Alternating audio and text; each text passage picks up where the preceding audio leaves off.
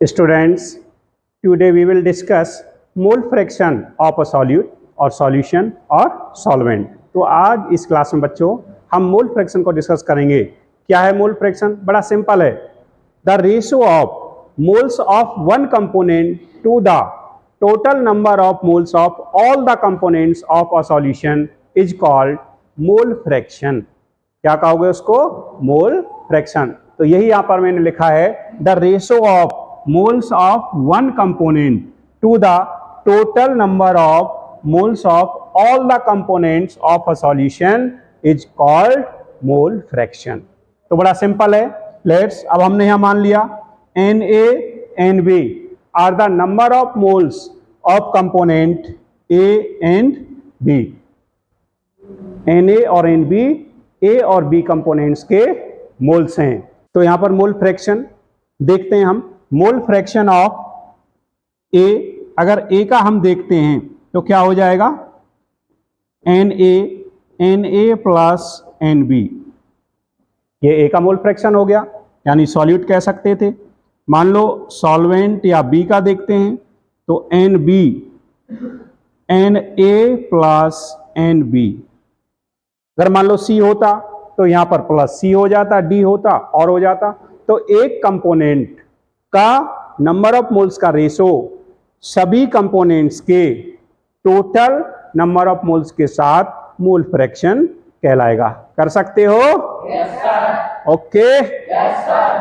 चलो, तो यहां पर Na और Nb, मान लो Na, अब यहां निकालेंगे कैसे? तो Na आएगा वेट ऑफ ए अपॉन में molar mass of A, molar mass of A. इसी तरह से बी निकालना है। अगर बी के मोल्स निकालने हैं तो वेट ऑफ बी अपॉन में मोलर मास ऑफ बी। कर सकते थे? yes। अब मान लो यहां पर क्वेश्चन आ जाए, बड़ा सिंपल सा क्वेश्चन। भाई तुम्हें दे दिया क्वेश्चन, भी करो। मान लो क्वेश्चन दे दिया, कैलकुलेट मोल फ्रैक्शन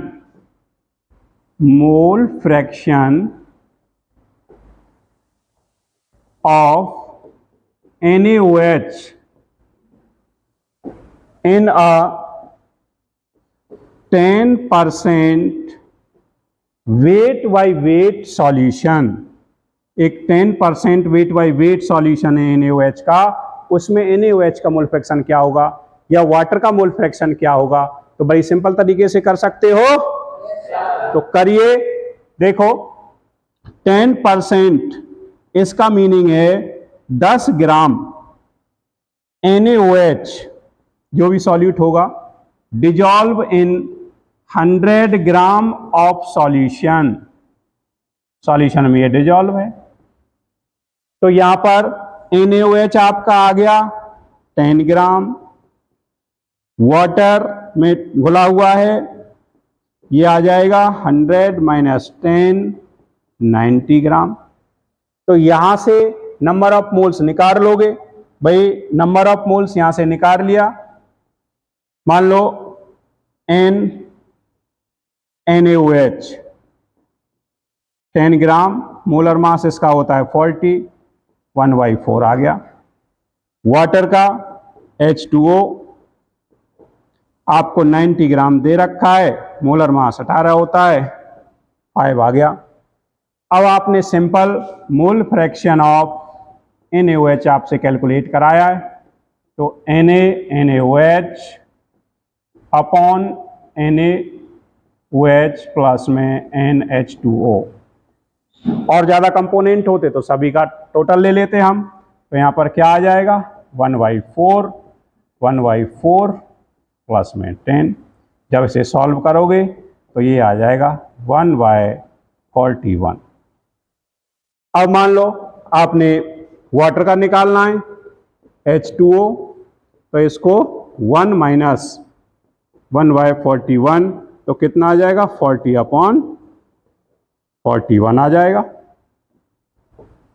इस तरह से कर सकते थे। तो अब आपने यहाँ ध्यान रखना था कि मोल फ्रैक्शन, आपने क्या ध्यान रखना है, ये पॉइंट इंपॉर्टेंट है भाई, मोल फ्रैक्शन ऑफ सॉल्यूशन, इसलिए स्टार बना रहे हैं, मोल फ्रैक्शन ऑफ सॉल्यूशन, ये हमेशा जितने भी कंपोनेंट हैं ए प्लस बी जितने भी होंगे सभी का 1 होगा, यानी यूनिटी आएगा।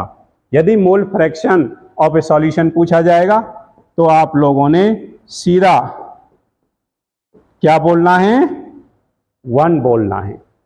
और यही चेक करने का तरीका है भाई, अगर सभी कंपोनेंट के मोल फ्रैक्शंस का जो सम है अगर 1 आ जाता है तो इसका मतलब आपका क्वेश्चन सही है। Okay, yes sir. हो जाएगा? Yes sir. कर सकते हो? Yes sir.